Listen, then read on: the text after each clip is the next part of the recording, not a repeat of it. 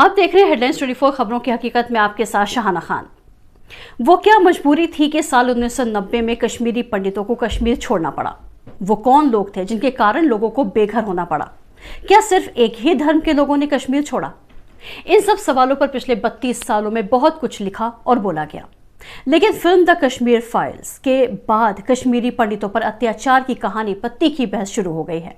Cinema से लेकर राजनीतिक गलियारों तक में फिल्म चर्चा का केंद्र बनी हुई है। फिल्म का समर्थन करने वाले लोगों का कहना है कि फिल्म ने कश्मीरी पंडितों के दर्द को पर्दे पर उतारा है। वहीं कुछ लोगों का कहना है कि फिल्म में सिर्फ कश्मीरी पंडितों पर अत्याचार की कहानी दिखाई गई है और दूसरे पक्ष को पर्दे से हटा दिया गया है। साथ ही फिल्म के जरिए पूरे मुस्लिम समाज पर सवाल उठाए गए हैं। ऐसा ही एक बयान जम्मू कश्मीर के पूर्व मुख्यमंत्री और नेशनल कॉन्फ्रेंस के नेता उमर अब्दुल्ला ने उठाया है। द कश्मीर फाइल्स पर सवाल उठाते हुए उन्होंने कहा कि फिल्म में तरह तरह के झूठ दिखाए गए हैं। मीडिया को संबोधित करते हुए उन्होंने कहा कि जब कश्मीरी पंडित यहां से निकले उस वक्त फारूक अब्दुल्ला मुख्यमंत्री नहीं थे। उस समय गवर्नर जगमोहन साहब का राज था और वीपी सिंह की सरकार थी। वीपी सिंह की सरकार के पीछे बीजेपी खड़ी थी। उमर अब्दुल्ला का कहना है कि उस समय कश्मीर छोड़कर जाने वालों में सभी मजहब के लोग शामिल थे। इनमें सिख और मुस्लिम भाई बहन भी शामिल हैं। कुछ ऐसे मुसलमान भी हैं जो अब तक वापस नहीं आए हैं। फिल्म पर सवाल उठाते हुए उमर अब्दुल्ला कहते हैं कि हमें ऐसा माहौल बनाना चाहिए कि वो लोग वापस आए, लेकिन मुझे नहीं लगता है कि जो फिल्म बना रहे हैं वो इन लोगों की वापसी चाहते हैं। इस फिल्म में वो चाहते हैं कि वो लोग हमेशा बाहर ही रहें। जानिए क्या है कहानी 1990 की।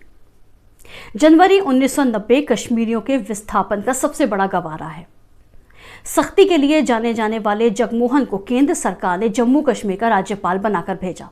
राज्य के मुख्यमंत्री फारूक अब्दुल्ला ने उनकी नियुक्ति का विरोध किया और इस्तीफा दे दिया। इसके बाद राज्य में राष्ट्रपति शासन लागू हो गया।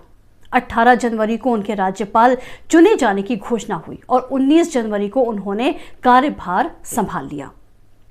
कश्मीर पर कश्मीरनामा और कश्मीर और कश्मीरी पंडित किताबें लिखने वाले अशोक पांडे लिखते हैं कि इसी दिन अर्धसैनिक बलों ने घर घर की तलाशी लेनी शुरू कर दी।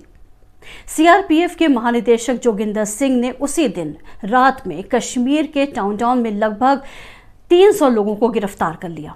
20 जनवरी की रात को बड़े पैमाने पर प्रदर्शन हुए और यही वो दौर था जब बड़े पैमाने पर कश्मीरी पंडितों का भी पलायन शुरू हो गया, जो अगले कुछ सालों तक चलता रहा। अशोक पांडे अपनी किताब में लिखते हैं कि डर और गुस्सा, इन्हीं दोनों ने मिलकर 90 के दशक की वो भयानक शुरुआत की जिसमें कश्मीरी पंडितों को कश्मीर छोड़कर अपने ही देश में शरणार्थी बनने पर मजबूर किया और कश्मीरी मुसलमानों को दमन, हिंसा और डिस्टोपिया के गहरे और अंतहीन दलदल में धकेल दिया। जबकि उस वक्त वीपी सिंह की सरकार थी और बीजेपी का उसको सपोर्ट था। सोशल मीडिया पर भी इस फिल्म को लेकर बहस छिड़ी हुई है। बहुत लोगों का कहना है कि जिस तरह से कश्मीर फाइल्स बनी है वैसे ही मुजफ्फरनगर फाइल्स और गुजरात फाइल्स जैसी फिल्में भी बननी चाहिए।